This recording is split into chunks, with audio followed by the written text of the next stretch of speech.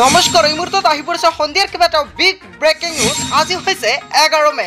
গোটেই অসম তথা ভাৰতৰ বিভিন্ন প্ৰান্তৰ পৰা যুগুত হৈছে কেইবাটাও গুৰুত্বপূৰ্ণ খবৰ। এনেবোৰ খবৰ নিতৌ পাই থাকিবলৈ চেনেলটি সাবস্ক্ৰাইব কৰি ভিডিঅ'টো এটা লাইক কৰিবলৈ নাপাহৰিব। আজিৰ আমাৰ প্ৰথমটো খুবেই গুৰুত্বপূৰ্ণ খবৰ হৈছে অসমবাসীৰ বাবে এটা ডাঙৰ খবৰ।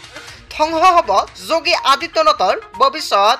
এইবাৰ প্ৰধানমন্ত্ৰী হ'ব অমিত শ্বাহ। বন্ধুসকল আপুনি ঠিকেই শুনিছে। মোৰ অসমবাসী ৰাজ্যত জনাইছো বিগ ব্ৰেকিং নিউজ। জেলৰ পৰা ওলাই অৰবিন্দ কেজৰিৱালৰ বিস্ফোৰণ মন্তব্য। বিজেপিৰ বিৰুদ্ধে কেইবাটাও বিস্ফোৰক অভিযোগ কেজৰিৱালৰ। এইবাৰ শাসনলৈ আহিলে ধ্বংস হ'ব কেইবাজনো বিজেপি নেতাৰ ভৱিষ্যত। 2 মাহৰ ভিতৰত সলনি হ'ব উত্তৰ প্ৰদেশৰ মুখ্যমন্ত্ৰী। যোগী আদিত্যনাথৰ ভৱিষ্যত শেষ কৰিব বিজেপিয়ে। নিৰ্বাচনত জয়ী হলে মোদীৰ সলনি প্ৰধানমন্ত্ৰী আসনত বহিব অমিত শ্বাহ। আগন্তুক বৰ্ষত পূৰ্ণ হ'ব মোদীৰ 75 বছৰ। আগন্তুক বৰ্ষত 17 ছেপ্টেম্বৰৰ পূৰ্বেই ৰাজনীতিৰ পৰা অৱসৰ ল'ব মোদীয়ে। মোদীৰ অতি ঘনিষ্ঠ অমিত শ্বাহক দিয়া হ'ব প্ৰধানমন্ত্ৰীৰ আসন। অমিত শ্বাহক প্ৰধানমন্ত্ৰী বনাবলৈ ভোট খুজিছে বিজেপিয়ে। বিজেপিক ভোট দিয়াসকলে অমিত শ্বাহৰ কথা ভাবিহে ভোট দিয়ক। এইবাৰ নিৰ্বাচনত জয়ী হলে বিৰোধীৰ বহু নেতা থাকিব জেলত। মমতা বেনাৰ্জী, তেজস্বী যাদৱ আৰু MK ষ্টেলিন, উদ্ধৱ ঠাকুৰকে জেলত ভৰাব বিজেপিয়ে। ইতিমধ্যে বহু বিজেপি নেতাৰো ধ্বংস হৈছে ৰাজনৈতিক ভৱিষ্যত। LK আদৱানীৰ দৰে বহু নেতাৰ ৰাজনৈতিক ভৱিষ্যত ধ্বংস কৰা হৈছে। শিৱৰাজ সিং চৌহান, বসুন্ধৰা ৰাজে আৰু মনোহৰ লাল খট্টৰৰ ভৱিষ্যত শেষ কৰিছে বিজেপিয়ে। জেলৰ পৰা ওলাই অৰবিন্দ কেজৰিৱালৰ বিস্ফোৰণ মন্তব্য। হয় বন্ধুসকল, অৰবিন্দ কেজৰিৱালে যিকেইটা মন্তব্য কৰিছে আপুনি কি ক'ব? যদি আপোনাৰ কিবা মন্তব্য কৰিব লগা থাকে আপোনালোকৰ মন্তব্যটো নিশ্চয় কমেণ্ট কৰি জনাবলৈ নাপাহৰিব। তাৰপিছত অসমবাসী ৰাইজক জনাইছো আমাৰ 2 নম্বৰটো খুবেই গুৰুত্বপূৰ্ণ খবৰ। লগতে এটা ডাঙৰ খবৰ, জ্ঞানবাপী মছজিদত নিৰ্মাণ হ'ব কাশী বিশ্বনাথ মন্দিৰ। হিমন্ত বিশ্ব শৰ্মাৰ হুংকাৰ। হয় বন্ধুসকল আপুনি ঠিকেই শুনিছে। মোৰ অসমবাসী ৰাজ্যক জনাইছো আন এটা বিগ ব্ৰেকিং নিউজ।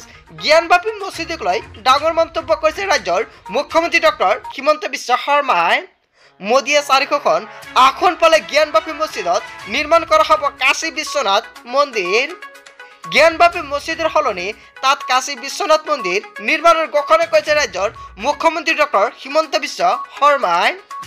জ্ঞানবাপীত ৰাম মন্দিৰৰ দৰে কাশী বিশ্বনাথ মন্দিৰ নিৰ্মাণ কৰিব বিজেপিয়ে।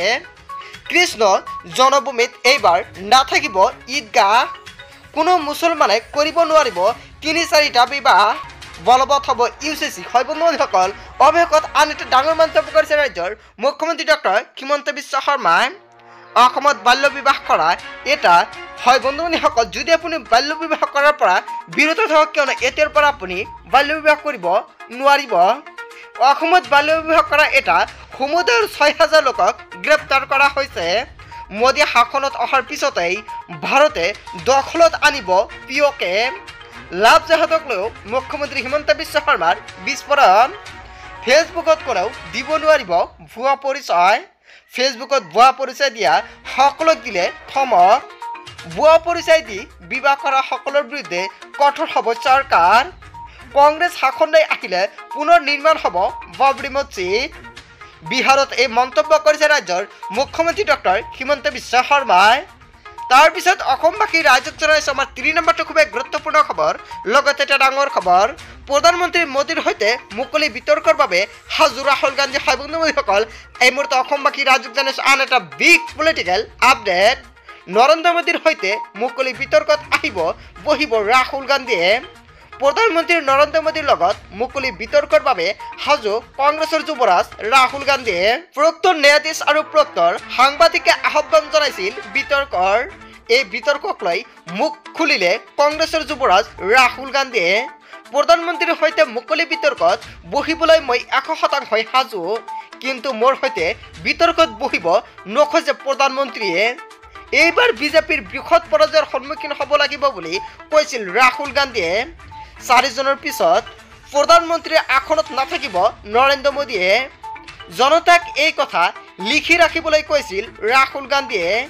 নৰেন্দ্ৰ মোদীৰ সৈতে মুকলি বিতৰ্কত বহিব ৰাহুল গান্ধী। হয় বন্ধুসকল, গোটেই অসম তথা ভাৰতৰ বিভিন্ন প্ৰান্তৰ পৰা যুগুত হৈছিলে কেইবাটাও গুৰুত্বপূৰ্ণ খবৰ।